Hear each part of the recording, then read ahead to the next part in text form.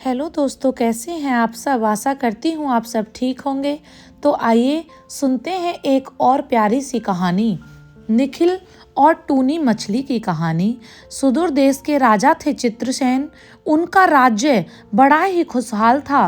वहाँ की प्रजा अपने राजा चित्रसेन के संरक्षण में बहुत खुशी रहती थी। आसपास के राज्य के राजा भी राजा चित्रसेन के राज्य के कौशल की प्रशंसा किया करते थे। बाकी तो सब कुछ अच्छा था, किंतु राजा एक समस्या से बहुत दुखी रहा करते थे। समस्या यह थी कि उस राज्य में प्राकृतिक आपदा बहुत आती थी। कभी अत्यधिक बारिश हो जाती थी, जिसके कारण वहां बाढ़ आ जाती थी, तो कभी सूखा पड़ जाती थी। राजा ने कई बड़े बड़े ज्योतिषियों की भी सलाह ली, किंतु सब विफल ही रहा। एक दिन विद्वान ज्योतिष ने राजा को बताया कि राजन, पशु पक्षियों को प्राकृतिक आपदा के आने का पता पहले ही चल जाता है। यदि कोई ऐसा व्यक्ति हो जो कि पशु पक्षियों की बोली को समझता हो, तो आपकी समस्या का हल हो सकता है। उसी राज्य में निखिल नाम का एक बहुत ही बुद्धिमान तथा परोपकारी लड़का रहता था। उसका स्वभाव बहुत ही अच्छा था और वह हमेशा ही दूसरों की मदद के लिए तैयार रहा करता था। निखिल की माँ उसे समझाया करती थी कि हमेशा पीड़ितों की मदद के लिए तैयार रहना चाहिए तथा जितना हो सके हमें दूसरों की भलाई के लिए काम अवश्य करने चाहिए। निखिल का एक दोस्त था, आलोक, जो उसके घर के पास ही रहा करता था। आलोक के घर पर जाते समय एक छोटी सी नदी बहती थी, जिसमें रंग बिरंगी टूनी मछलियां रहा करती थी। नदी के किनारे पर एक बहुत बड़ा हरा भरा घास का मैदान था, जहां बहुत से सुंदर पेड़ पौधे थे तथा जिन पर रंग बिरंगी तितलियां मंडराती रहती थी। निखिल को वह जगह बहुत ही पसंद थी तथा वह घंटों नदी के किनारे पर बैठकर उन मछलियों को निहारा करता था। वह माँ से आटे की छोटी छोटी गोलियां ले जाता था तथा उन मछलियों को खिलाता था। अब तो मछलियों को भी निखिल से अच्छी पहचान हो चुकी थी तथा उन्हें निखिल के आने का इंतजार रहता था।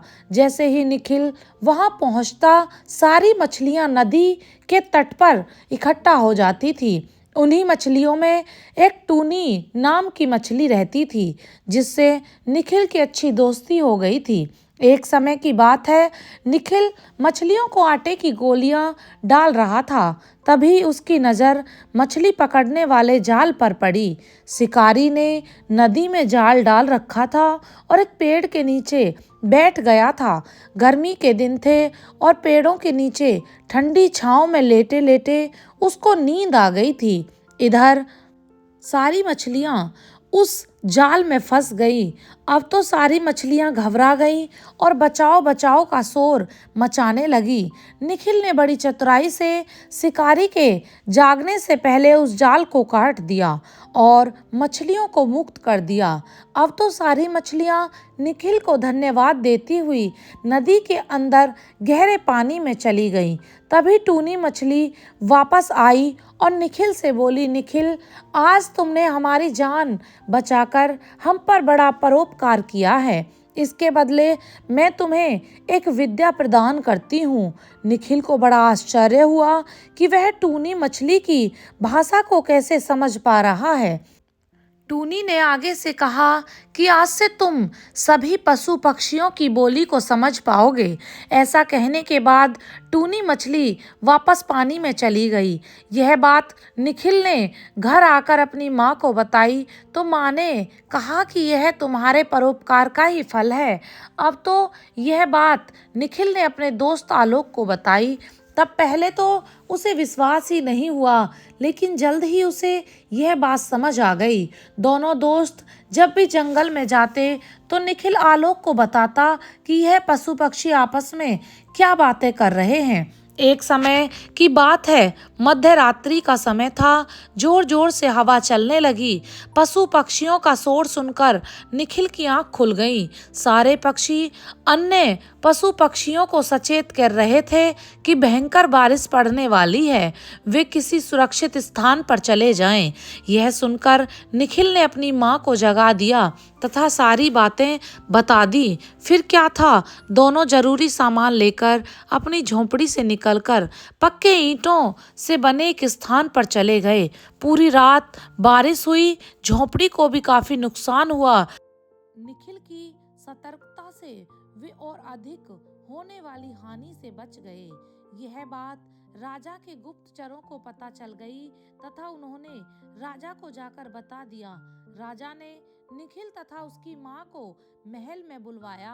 पहले तो वे दोनों घबरा गए, लेकिन राजा ने उन्हें कहा कि वे दोनों घबराए नहीं।